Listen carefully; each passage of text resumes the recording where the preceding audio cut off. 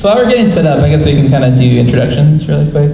My name is David Eric Ramos. I go by Dr. S4 on YouTube. I have been on the site since late 2006, like the last day of 2006. I threw up an Ocarina video. It was me playing a Legend of Zelda song, and there wasn't really anybody else doing that at the time, and so like within a week, I started getting a crazy amount of views, which is really cool, especially in its infancy. I think YouTube started in 2005.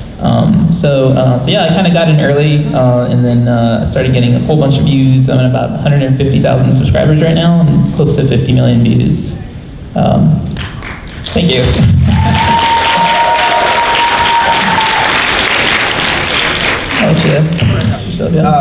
I'm Mr. Creepypasta from YouTube. I've only been doing this for a few years. But essentially what I do is I record horror stories from around the internet and radio plays and such that I'll write myself, and along with a cast community of other narrators. Basically, we're audiobook narrators on YouTube, which has been kind of a really odd sensation to kind of take off because YouTube is generally a very visual medium, but we managed to make audio work, and really. Kind of what I put together on the thing here, and what we're going to be going over is from the YouTube playbook. And the playbook is essentially the way that I had built my channel was around the playbook, and I think that attributes to a great amount of the success of my channel, and more than likely a good number of channels on YouTube. Mm-hmm. And the minute that this actually opens, I will show you exactly what I'm talking about. Yeah. Should have gotten my mic too. No, it's okay. So yeah, just an overview of the kind of stuff we're going to talk about today. Stuff like the production value of your videos, scheduling, building a community through your videos, which is actually extremely important. I think if you guys like watch PewDiePie, a lot of the Let's Players out there, they have a really strong sense of community of people who return for every single video. Jenna, this guy definitely has a really awesome community as well. Like I just witnessed it. I went to go check up on him and see if he was running a little bit late, so I found him, and all these people wanted to hang out with them and take a picture and all that kind of stuff. So when you get to that level, that's when you know like you're doing something right. So yeah, if you guys have any questions, if you guys post YouTube videos yourselves, we'd love it if you give us some feedback, or if you want to come up and ask a question as well.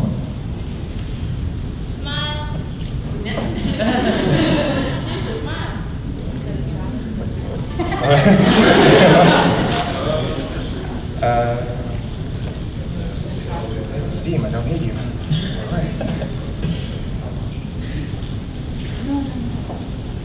So what kind of, I'm just going to ask a question, what kind of YouTube videos do you guys usually watch? Thank you. Yeah. I watch just funny videos. Like comedy type stuff? Comedy type stuff, but just a lot of different one video. Game walkthroughs, anime reviews. Game walkthroughs, anime, I heard speedruns, makeup tutorials. I'm not personally a fan of those, but that's just me. Wow, okay, there that went. Skype Wi-Fi available, sweet. Yay! Get out of here. Go on.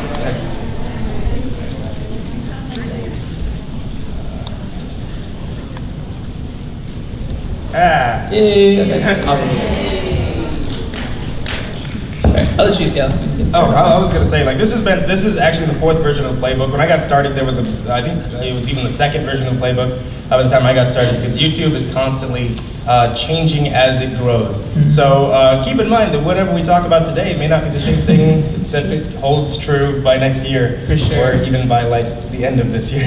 Cool. But what's really interesting is YouTube has gotten much better about communicating that kind of stuff. Like once you start getting more involved with YouTube and checking out like how the dashboard works, they're pretty good about updating this kind of stuff. Oh, yeah, the dashboard has been like amazing when it comes down to the transparency between YouTube and the content creators, because it actually allows you to track everything and monitor everything, I think, with only like a day or 2 latency. So immediately when they get information, you get information. It's a table of contents. Interesting stuff. Yeah. So captivating the audience is the #1 thing, and that's basically what it talks about, is creating quality content using high production value. And like a lot of these videos I'm going to show off the playbook, because we're not going to show off the entire, like all the playbook, because I'm not going to just word for word read the textbook. But essentially what this is about creating quality content. You don't want to make a YouTube channel. I mean, you can make a YouTube channel to be popular for being bad, but I don't think anybody really wants that. Like, you don't want to be known for being like, oh yeah, I'm popular for being the worst at what I do. You want to be known for being the best at what you do, which means that you need to put time, effort, and production value into creating your content and creating content that will allow users to both click on it, not just kind of clickbait, but click on it and want to stay till the very end. Mm-hmm. Yeah. Yes. What? No, I was just going to say that, well, I was going to ask you too, like, there's a lot of competition on YouTube. And I don't like to look at it that way because there's a lot of people who are in similar industries, at least for me, like with music and video game. I do video game covers, anime covers, TV, film type stuff, and personal stuff, but there's not a lot of people who do ocarina covers, and so I'm kind of lucky where I don't have a lot of competition in that sense. So I get a lot of the views when people search ocarina, whatever. But have you experienced any sort of competition in that way? Are there other creepypasta? Oh god, yeah. Well, when I first got started, there was only like maybe 2 other channels that started doing what I did, but not nearly as frequent. So I mean, it became like, I joined the game like a little bit later when it came to them, and you know, new competitor on the market, but the frequency kind of gave me a little bit of an edge. Yep. Nowadays though, the creepypasta community is hundreds of other channels. So literally any story that you want to find, you can usually search on YouTube, and if you don't find it from me, you'll find it from somebody else. Mm-hmm. So you have to really do something that makes you stand out in the crowd to capture that audience. You can watch other YouTubers who do similar something to you, and then figure out what you can do to kind of get that edge to keep that audience captive. But I did want to point out one thing on this one, and that says the impact is actually 3 out of 5 stars. So creating quality content is like a really big thing for your channel. It's a really big thing, but also it's not 5 out of 5 stars. So your content, like making the greatest thing in the world, is one part of making a successful YouTube channel, but the other part is making sure that other people can find your greatest thing in the world. And this is not about that, but this is about returning to the greatest thing in the world. The calls to action. Let me know if this ever sounds familiar to you guys. Whenever you go on to a channel, hi there, my name is Killshot, and we're gonna be playing a game of Call of Duty 4. And then at the very end, hey, this is Killshot, I was playing Call of Duty 4. If you could look down below, leave me a comment down below, and don't forget to like, fave, and subscribe my video. Thanks for watching. Those are essentially calls to action. When they're letting you know to subscribe, click the like button, leave a comment, things like that. Things that make the video essentially look good, make sure that it's higher up there as far as metadata goes, which I'll talk about later. As far as like searching on YouTube and searching on Google and such go, they want to find those that have like the most amount of comments, the most amount of likes, that has a better like to dislike ratio and the like and such. But the thing about it is that with a lot of people, you need to literally ask them to do it. Otherwise, they won't think about doing it on their own. It seems really simple. If I like a video, I would probably subscribe to the content creator, but even still, that little bit of a reminder to click the subscribe button goes a long way. And again, the impact, 4 out of 5 on that. Mm-hmm. Yeah, and just the fact that, I mean, it makes it more personal too, when you actually are speaking to the viewer and letting them know that you appreciate the likes, you like the comments, you want to see what their feedback is for your YouTube videos. That means a lot too. I know for me personally. Yep. This is the thing about interaction with everybody. You always want to have that kind of interaction, because I think what's kind of becomes really important with YouTubers is that it's not even just that you're watching somebody that you like, but it also feels like you're watching somebody that you know. Like whenever you're watching episodes of like Game Grumps or Markiplier, things like that, it feels like you're kind of a part of the conversation, even though you're watching a video of them, you know, playing a game or them just doing a skit or something like that.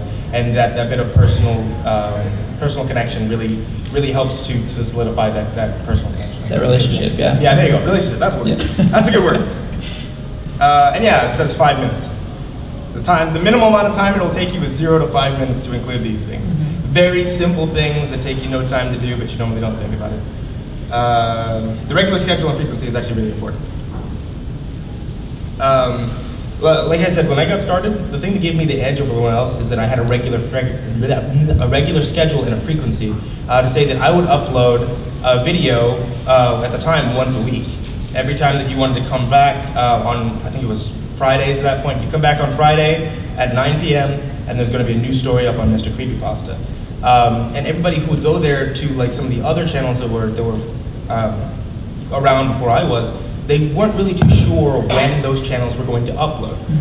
Yeah, they had great stories, they had great content, the acting was fantastic, but you never were sure, like, oh, are they going to come back next summer? Is this just an October thing? When exactly is it going to happen? When you have a regular schedule, it lets your viewers know when to come back. And that's what you want. Like, it's amazing to have a one-hit wonder, to say, like, I can get 2 million views on something that I posted this one time. It's 2 million. That's solid.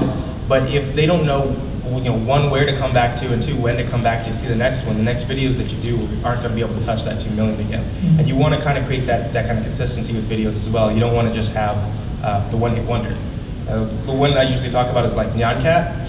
Nyan Cat was like a huge sensation thing that happened on YouTube because they had like 100 million views or something like that. Yeah. But the problem is that we never know what the channel was that made Nyan Cat. We know the video, but we don't know the channel.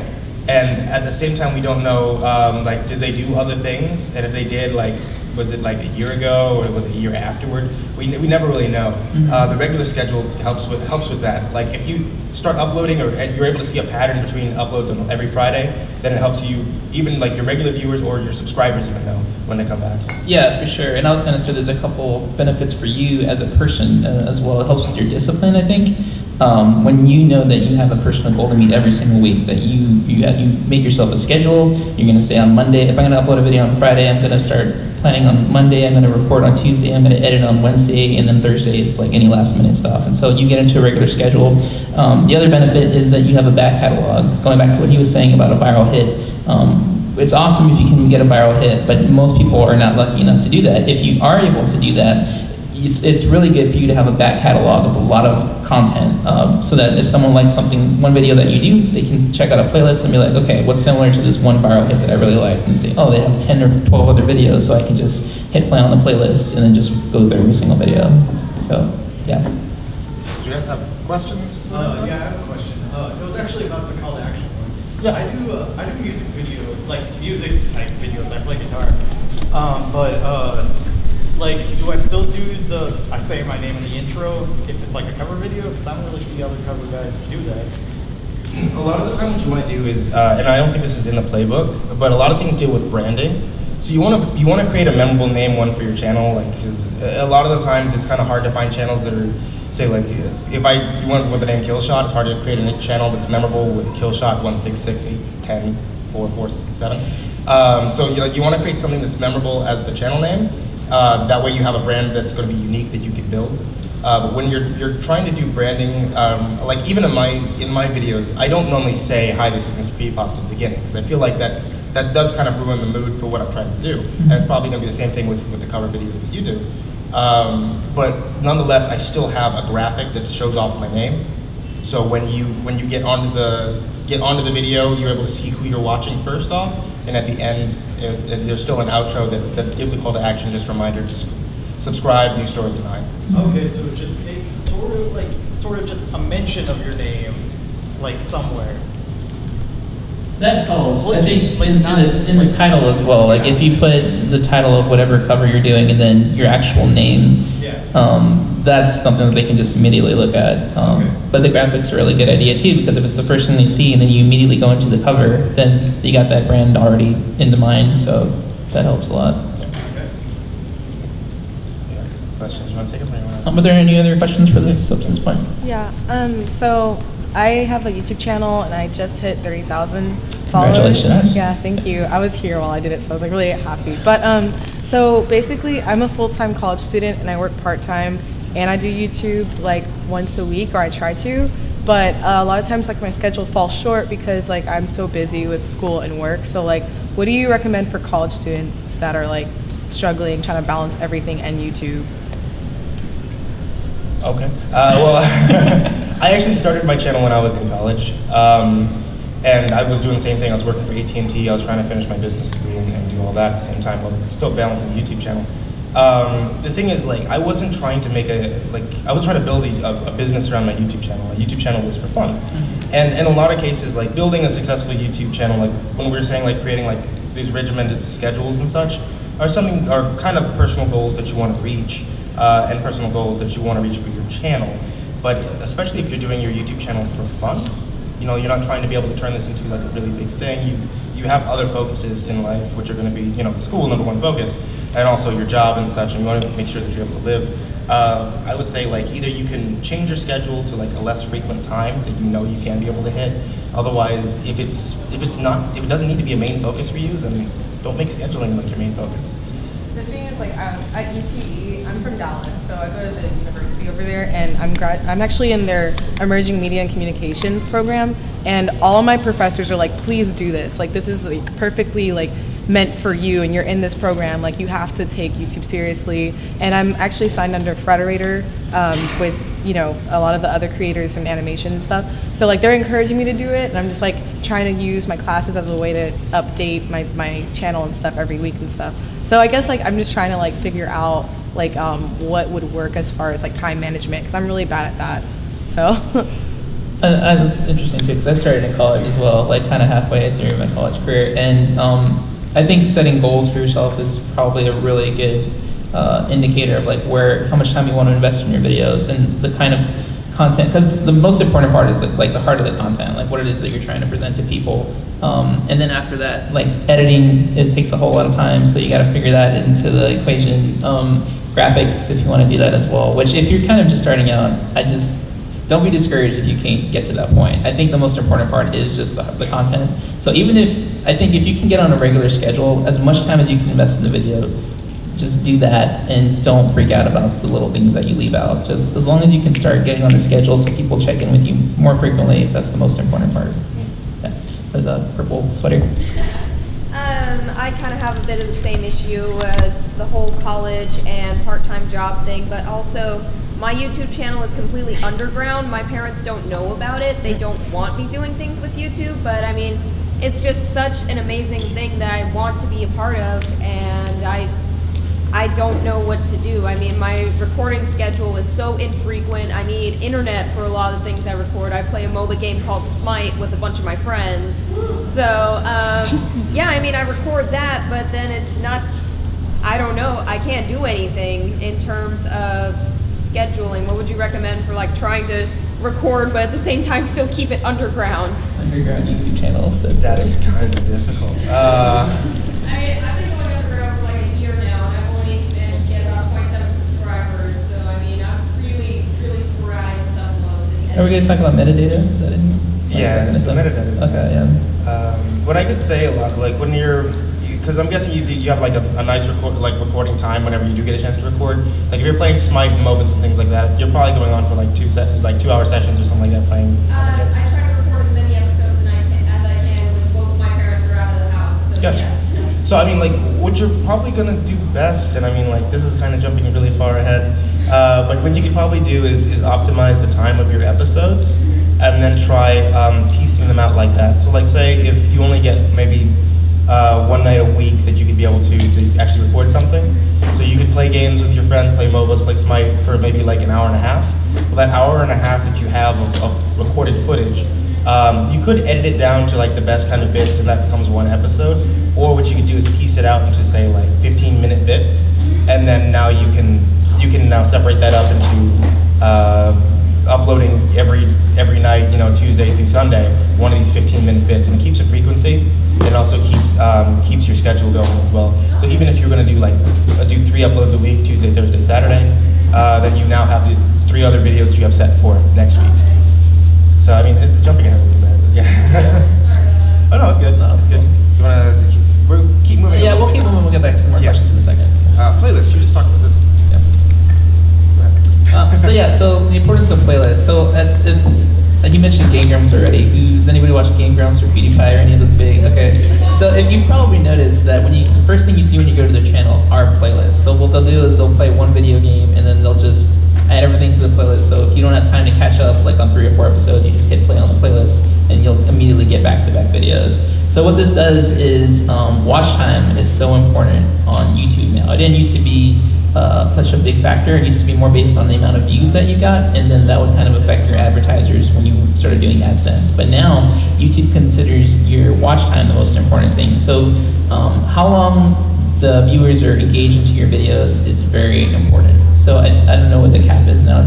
There's a reason it's like 10 or 12 minutes, because that's like, Oh, yeah, it's 10 minutes. Yeah, 10 minutes is the amount of time that they suggest making your YouTube videos, because that amount of watch time, if you can keep them engaged that long, the advertisers see that as like a really core audience that are just going to keep on checking in, and you'll get more AdSense that way. So yeah, that's why playlists are so important. And then also, if they do, like I mentioned that before, but if they find a topic that you have several videos on, they'll watch one video and say, hey, I really like this, the way that they're discussing this, so they'll go to that playlist, they'll watch it, and then you'll get all those minutes watched. So. One thing I've noticed is a lot of, one big trend, a lot with viewers, is also binge watching on YouTube. Like, you guys ever, like, when you're at home, you just turn on, like, a Markiplier video or something, and you just let it run, because it has autoplay now, you just let it run, and, you know, you'll be doing something for, like, hours on end, and it'll just keep playing, and every time something funny happens, you'll just look down and go back. That you're binge watching. It's the same thing that you would do on Netflix, watching an entire series or something like that. But the playlists essentially allow you to mark your series like you would on Netflix. So as opposed to relying on autoplay, which can go from like content creator to content creator, channel to channel, your playlist is more than likely going to be focused exclusively on you. And that's what you want, is you want to just let those binge watchers sit there, go from one video to the next, because that's 100% retention on that one video. And then as long as they keep going through the playlist, it keeps that retention to 100%. And also want to say, just don't get discouraged also if you look at your retention rate, because like we mentioned before with the dashboard, you can see just about anything when it comes down to your statistics. Analytics. Yeah, analytics. It comes down to your analytics on your channel. And a lot of the time, like if you look at your retention rate, like on any video, it starts off at like 100% at the 0 mark, and then drops down to 60% immediately. Yeah, that's pretty bad. And then like, what you want to do is you want to drop it down about 60%, 70%, and you want that to stay consistent all the way through. And then usually during your call to action, it'll just taper off to 0. Because not everybody pays attention, especially to those. Like, okay, the video's done, and they close out. But not to be discouraged by that, because that's completely normal for that to happen. Somebody might click on the video by accident, or they click on it, go back, and then go to you again, or something like that. And that's what drops that retention in the very beginning, and especially towards the end. When they feel like the video's done, they click out, and that's just normal human reaction. It's completely normal. What you want to see is, you want to see it drop, stay steady, and then drop again. If you start to see things like where it's, at the beginning, it's 100% and drops to 0, and then like halfway in the video, it goes up again, and then comes back down, that means that people are finding that best bit of your video, and they're embedding it other places. So whenever somebody goes to click on it, they say, yeah, click here, this is the good part. And then people are going to that point and trying to watch only that part. It's not what you want to see happen in your videos too often, but it will help you kind of know. I'm way off topic now. No, yeah, well, just throwing that in there. So yeah, it's not necessarily tied to playlists, but calls to action, that's why having them at the end of the video is so important, because if they expect to see something like that, like with game theory, they always have like a question or like a contest or something at the end, so you want to wait till the very end, and then you say, okay, click this video if you think this person should win the battle, or this video if you think this person should win the battle. So people wait till the very end to keep that. Like with playlists, you're just letting it play. So. Yeah, playlists are just playlists. I go on tangents, man. No, sorry. Cool, that's all right. Playlists, what do they give? Oh yeah, there's also some examples on how to be able to use playlists that they're talking about here. You could be able to use with start and end times. You can edit start and end times in your videos. I wouldn't really suggest doing that, because it does kind of hurt your retention. Like I said, it jumps up in the middle, and then it'll cut off before you actually get to the end of the video. And you wanna captivate your audience throughout the entirety of the video, and not just a portion of it. Break playlist. Just you see their example of playlists, and also ways playlists can be pointed out in videos. Tentpole programming that deals with events. Okay. So. I'll let you tackle that one real quick. Okay. So tentpole programming deals specifically with events. So it deals with like advertising for events and ways to kind of push it. So, for example, like if I have a really big video that's going to come out, and I know that this is going to be one I've worked on for a long time. It's been taking me weeks. I've been shooting it, editing it, and it's going to be coming out, the 1st of October. And that means that I want to be able to build, essentially like the same way you see that tent formed, it's going to build up towards it and then taper off from it. So I want to make that video on the first flag there that starts building up hype towards the larger flag. So a trailer video, something that kind of drops hints, even like small bits, maybe the first 10, 15 seconds of it that starts building up hype and gets people ready to watch the top flag, which is the big video, that big event point.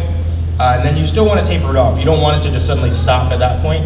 You can always give some more information, behind the scenes looks and stuff like that later on, which is that last flag, to make sure that you're building hype and then letting it slowly resolve off to maximize the number of views that you're able to get.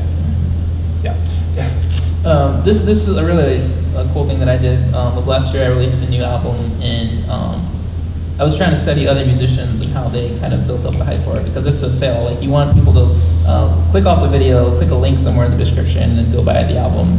So what I did was I started releasing songs from the album, and so that they would get excited about the other songs that were on it. And eventually I did a kind of like a big thing where they could click on somewhere, an annotation on the screen, and they could hear samples of all the music. And then if they like what they heard, they could click a link also in there, and it took you to the website where you can buy it. So this is a really cool strategy for actually selling like merch and that kind of stuff as well. Yeah, I mean, like, the tentpole programming doesn't just deal with, there's a reason they say event. It's not really like just intended to be like a video. Like, for instance, like San Japan here could have been like an event. And I want to get as many people here to come, come to our panel and come see all the performances. So, like, there's a trailer that's done up for it, build up to the big event, and then probably like a video afterwards showing like just how much fun that we had. Yeah. And it takes less than an hour. Yes. Build strategy, not to actually do this. Yeah, there it is. Pre-buzz, the event, post-buzz. Specifically what they're talking about are like for movies and things like that. Yeah. I mean, believe me, if you guys are like working on Harry Potter, like it shows, then you're probably already dropping hints everywhere to build hype. Examples, tentpole. YouTube Live. Do you have positive things to say about YouTube Live before I just run into it? No. Go for it, man. Okay. I hate this. YouTube Live is a thing that YouTube wants to be able to push. It's like Google Plus. Do you have anything positive to say about Google Plus before I rip into it? No. There's a reason they just like took it off YouTube. So. YouTube Live is one of the things that they want to push besides so it's like, obviously it's YouTube. YouTube is we're reading a YouTube handbook, a playbook. They're not going to push like a functional live streaming website like Twitch or something. Yeah. But they're talking about YouTube Live. It's a tool that's still available to you. You can live stream to YouTube Live. It allows you to schedule the live stream, like we were saying about tentpole programming. So your live stream could be an event. It allows you to schedule it, which does go out to all of your subscribers. It allows them to see on your page that there's a scheduled event at a certain time, so they know exactly when to come to your page, when to come to your channel, to be able to watch the live stream. It has all the same tools that are available to you, like to Twitch. You can still use OBS and the like to stream directly to it. It does have really great quality, and if you're not partnered with Twitch, you normally don't have those options for your viewers to lower the resolution if they don't have as much bandwidth. With YouTube and YouTube Live, they do have that option. The problem, however, is that YouTube Live, when it is a live event, you have no options from YouTube to be able to save the event. You have no options to be able to edit the event after it's already been posted. It just automatically posts up to your page as soon as you're done. So if you had a problem in stream, it is now for everyone to see after the stream is done. Most importantly, the reason why I don't suggest using YouTube Live as a tool for live streaming is that there are no moderation tools for your chat. So all of you have used the internet, I assume. All of you know what happens on the internet. All of you know what trolling is. There are no moderation tools for your chat. So whereas live streaming gives you a wonderful time to be personable with all of your viewers, you can read over your chat and in real time respond to them, answer any kind of questions, Q&A with them. It's a wonderful tool that's available to you live streaming, but there are also better tools available to you online. Mm-hmm. Yeah. I've used Twitch before. I use Periscope a lot now. That's an awesome site too. Ustream is what I used to use even before that. I used YouTube Live once and just didn't care for it. So yeah, we did a charity stream in May. Is there a question about live streaming? Or? Yeah. Do you think that YouTube Live will never be able to compete with Twitch or that MLG streaming site? to a degree. If they, I feel like the reason why these things aren't incorporated is because it's a feature that's being built. It's not something that they're done with and they just went, yep, there it is, it's done. It's being worked on and they're trying to make it better, but they're just behind the game. I feel like if YouTube Live was I mean, the whole reason I used YouTube Live for the charity stream earlier this year on my channel is because it automatically gets all the information about that out to all of my subscribers. I mean, on Twitch, I only got like a couple thousand people that are on Twitch that I can be able to reach out to. But I have my entire subscriber base on YouTube that I can be able to reach out to, and especially when I'm trying to raise money for a charity. I feel like that was the best course to go with, because the more people I can reach, then that means the more money that goes to the animal shelter. It's just unfortunate that all the tools aren't there yet for it to be a completely functional part of the site. But I think it can compete with them later on, because it'll become a more used option for YouTubers once it's completely functional. If it gets to that point. Yeah. You said the same thing about Google+. Wait, say what? They're killing it off, yeah. Because like nobody wants Facebook anymore. Yeah.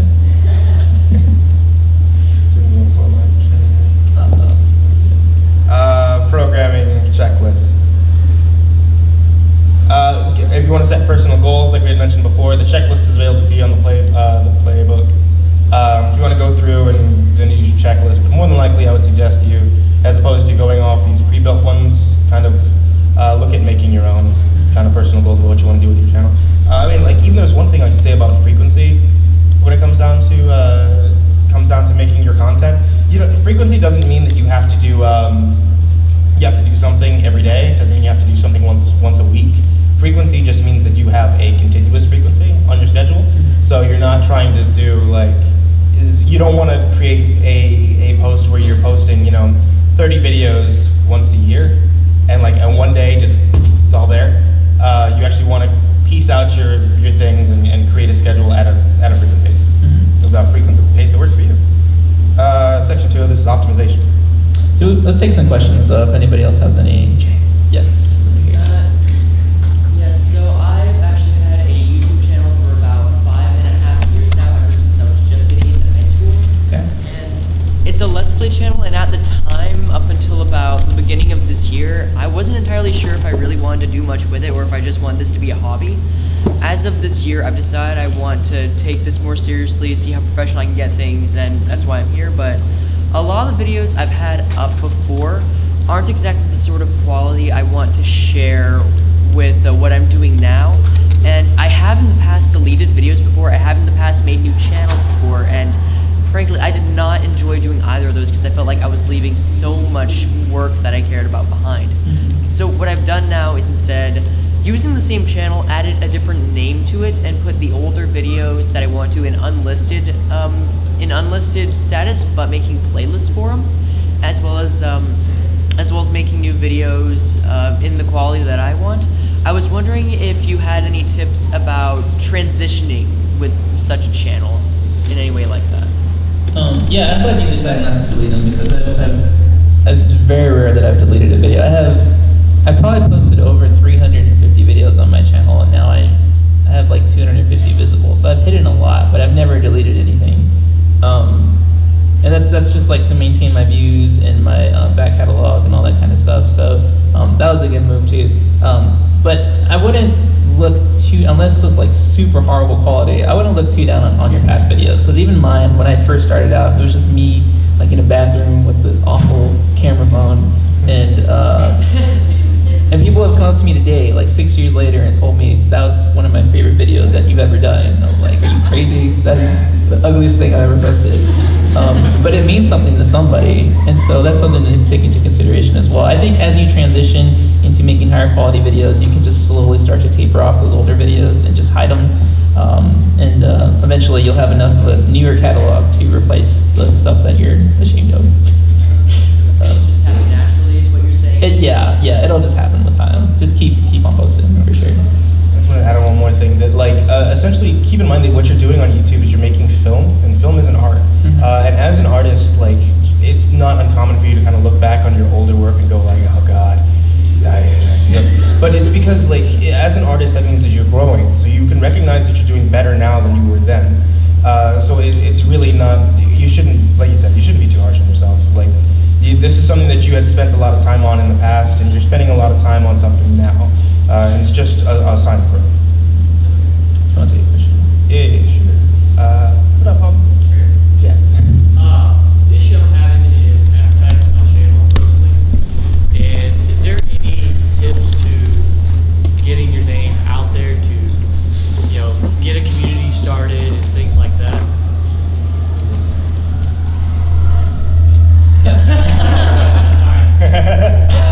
This section is all about fine-tuning your videos. So this is the point where you already had your video like planned out, mostly filmed and everything. And at this point, this is a lot of like the post-production stuff. So keywords, titles, thumbnails, all that kind of stuff. This is where a lot of people actually miss the mark. Is they post it on YouTube and think, okay, now it's going to go viral. I'm going to get millions of hits. But there's a lot of stuff that you have to do to actually get it in front of people. So yeah, making the video is probably like at least half to 3/4 of the work. Yeah, that's kind of the problem though. When you make the most amazing thing in the world, you got to get people to watch it first. Okay, let's do one more question, then we're gonna jump into this. Yeah, you.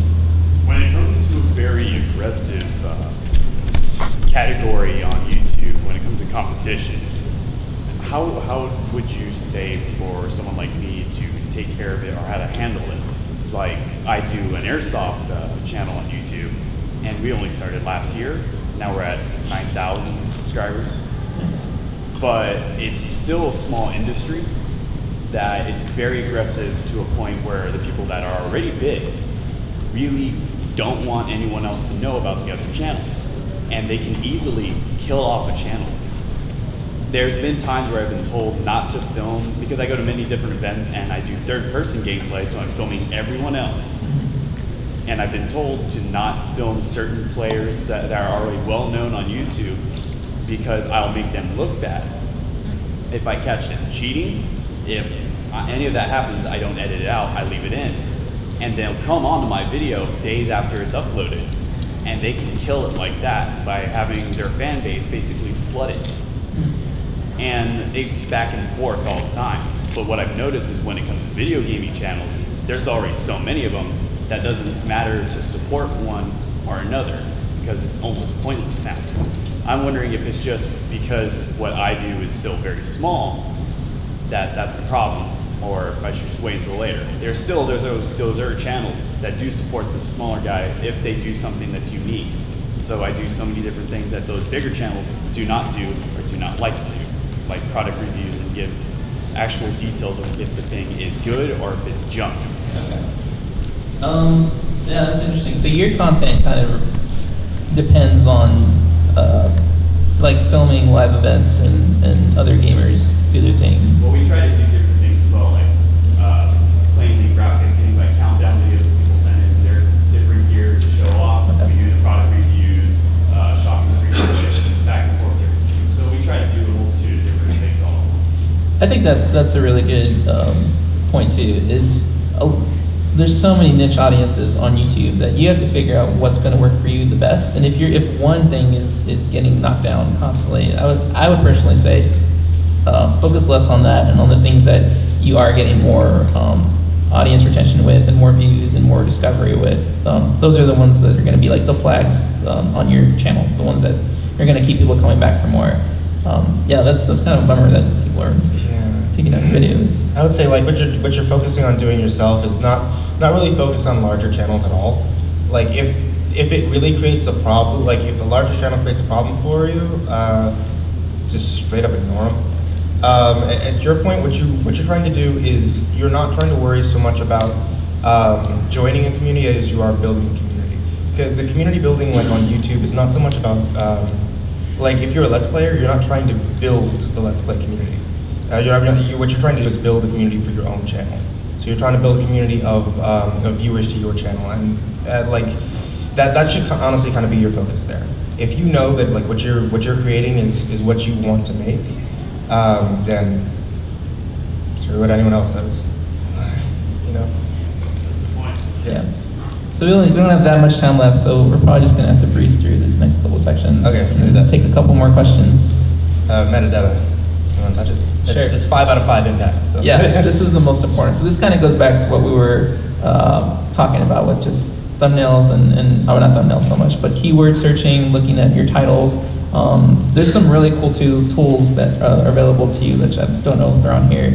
But Google has a term search tool. Do you know what I'm talking about? Yeah, you see what kind of terms are being searched the most over the past few days? Yeah, exactly. That's an awesome tool available to YouTubers. So you can see whatever is really hot in the search bar on Google and YouTube, and you can figure out what other people are talking about, and that really helps with discovery, because at that point you're putting out content that people are already looking for versus you trying to create a brand new thing. So you're looking for search traffic, you're trying to get your views up by people finding those videos, and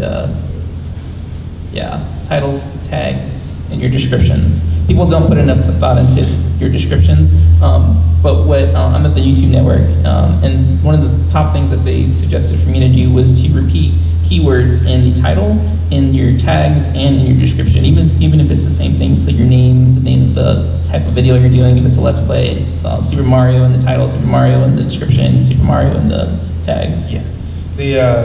One of the things some of the only things that show up whenever you're searching on the YouTube search, especially, the first 2 lines of your description. So a lot of the times, there's always that kind of trend that goes on that says nobody reads the descriptions on YouTube, which is, this is true sometimes. Yeah. But one thing does read the descriptions on YouTube, and that's the YouTube search engine. Mm-hmm. So making sure that you always have the most important data, or what people are going to be able to find that video on within the first 2 lines of your description, is always going to help you show up first, or at least closer to the top of the list, top of the search list. Mm-hmm.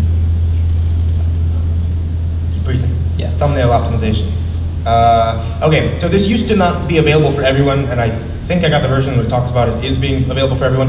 It used to say that unless you were partnered with YouTube, you weren't able to create your own thumbnails, which was really difficult to anybody who wasn't partnered. I don't know if it was back in your time, but we had to edit in the thumbnail into the video so that YouTube would capture that thumbnail automatically, because it was automatically captured. Yeah, it's crazy. It does an algorithm to find it uses an algorithm, so they say, but it takes the 25% mark, the 50% mark, the 75% mark, and it just turns those into thumbnails. Yeah. And it tells you choose the one with the most action. And I think that's what it's trying to show you right now, in the little picture there. Yeah. Use the one that has the most action. It's a person running. Don't do that. Make custom thumbnails. Custom thumbnails are a huge amount of impact because people judge books by their covers. Mm-hmm. That's a huge thing, is people judge books by their covers. There's a reason why, don't get me wrong, there's some things you can do that are illegal on YouTube, which are, say, creating a thumbnail that has absolutely nothing to do with your video. If you just have a thumbnail that shows Harry Potter on it, but your video is actually a review for Star Wars Episode 1, you can get flagged and taken down for that. Same thing, if you try doing that in your tags and your title, your descriptions, things like that. We're talking about you want to make sure that you're creating legitimate metadata for your content. Mm-hmm. But thumbnail optimization means that you're going to create an interesting thumbnail that deals with the subject matter of your video to be able to catch your audience. A lot of the times what deter people, or if you actually do what they're showing on there, picking out the 50% mark from your video as the thumbnail, it'll deter people from clicking on it because it seems a lot less professional. Mm-hmm. Let's go on. Do you have the next slide where it shows some thumbnails? I do not. No. Okay, so I'm sure you guys have seen these, but sometimes they'll have text of what the video is. So the title of the video is also in the actual thumbnail. Some things you can do are just I suggest putting your logo, your branding, whatever it is. It could be your face, it could be a little graphic of whatever your graphic thing is. And there's apps on your phone that can do this. So if you're not handy with Photoshop or I forgot what the free one is. GIMP. GIMP, yeah, you can just download a couple apps and put something together very, very quickly. It's not that difficult anymore. Yeah, it actually becomes super simple. Even when it comes down to uploading from your phone, I think you can upload the new apps from your phone. Yep. Channel page optimization comes down to essentially the same thing. You're able to make a banner across the top part of your channel. That suggests you do so, even if you're not incredibly skilled in using Photoshop or using GIMP or anything like that. At least something that shows off who you are or what the subject matter is about. Again, people judge books by their covers. Also, it allows you to make a channel trailer for people who aren't subscribed to you. The calls to action are super important for that because they're already on your channel page, they're halfway there. But you need to sell that last little bit to make sure they click on that subscribe button because you want to be able to build your subscriber base and your community. Yeah. That's good. Okay. Channel page optimization, you can see what you can do with your channel there.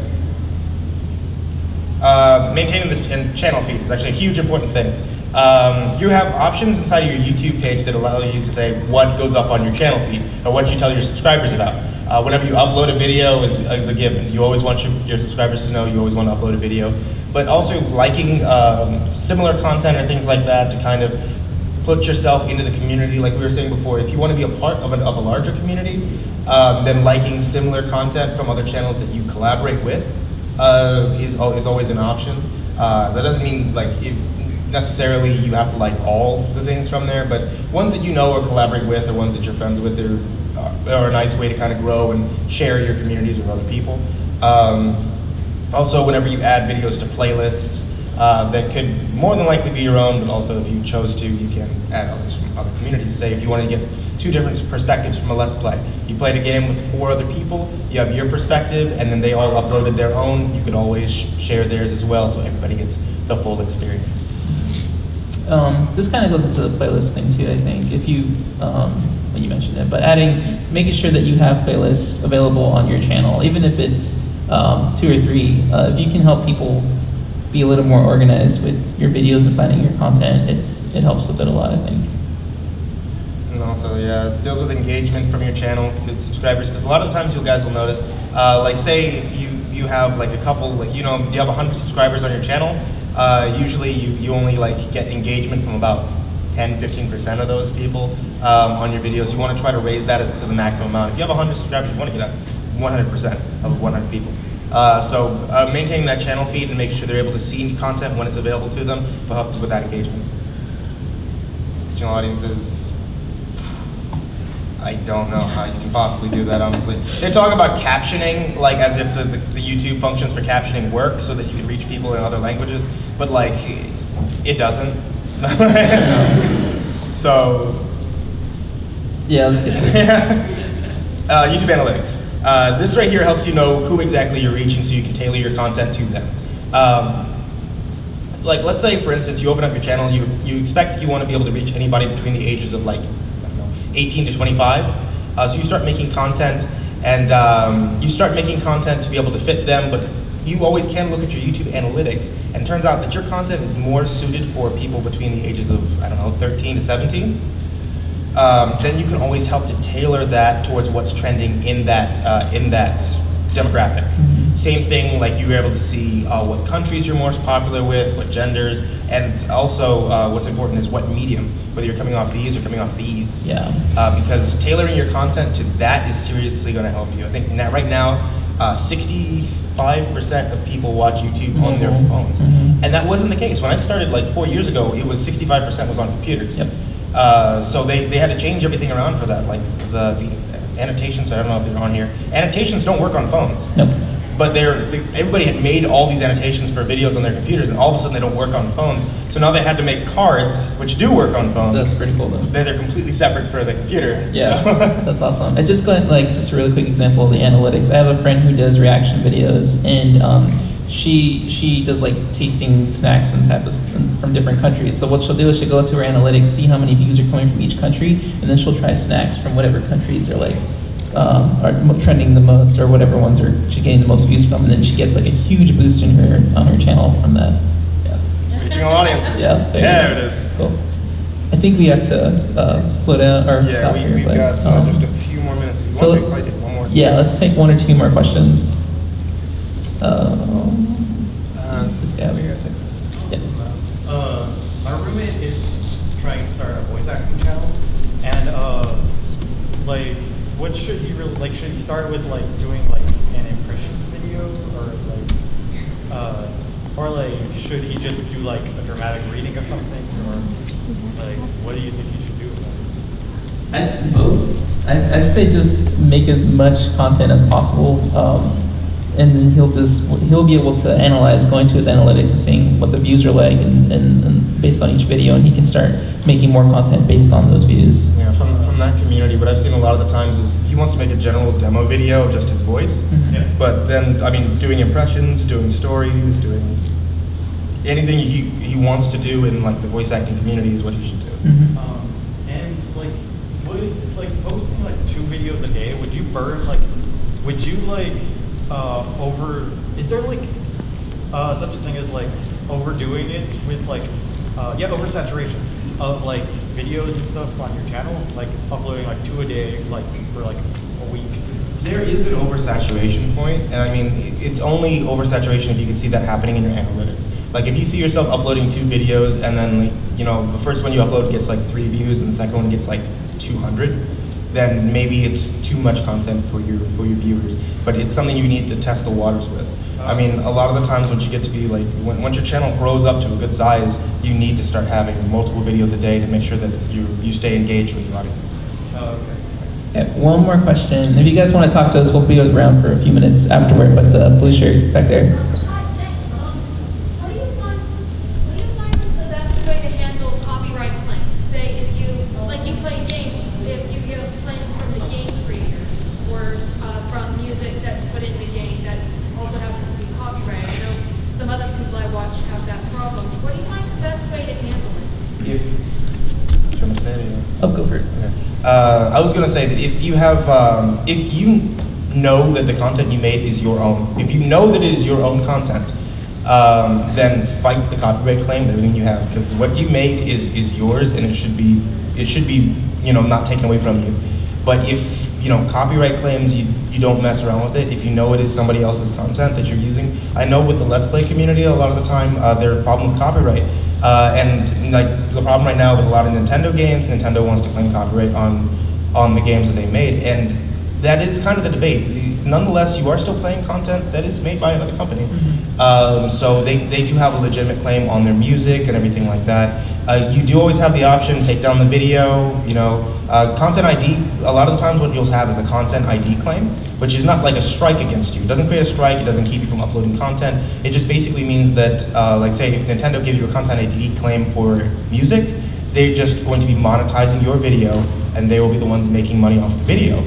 I would not say don't fight that. That is theirs. That is content, that is music that they had made.